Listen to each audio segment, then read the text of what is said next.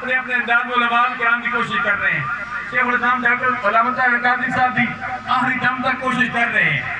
شاہ عبید نورانی صدیقی بھی کوشش کر رہے ہیں اور امام شاہ نورانی علیہ رحمت بھی کوشش کرتے کرتے کہ دنیا فانی کو چھوڑ کر چلے گئے. کوشش ہے ہمارے علماء کرام کی جو حیات ہیں جو وصال کر چکے ہیں انہیں اللہ تبارک و تعالیٰ اجر دے گا. یہ الگ بات ہے کہ امت اکٹھی نہیں ہو رہی ہے. جب یہ امت لا الہ الا اللہ محمد رسول اللہ کلمہ پڑھنے والے اکٹھے ہو جائیں گے تو اس ملک پاکستان میں نہیں بلکہ پوری دنیا میں مسلمانوں کی حکومت ہوگی اور وہ دن دور نہیں.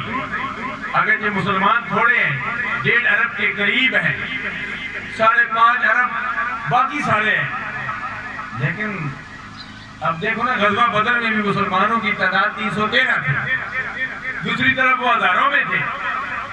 تو اللہ تبارک و تعالیٰ نے فتح نصرت سے 313 دن وعدہ وَلَقَدْ نَصَرَكُمُ اللَّهُ بِبَدْرٍ وَأَنْتُمْ أَذِلَّةٌ. اللہ فرماتا ہے غزوہ بدر والے اگر یہ تھوڑے تھے لیکن اللہ تبارک و تعالیٰ نے تھوڑے ہونے کے باوجود ان کو فتح نصرت سے نواز دیا.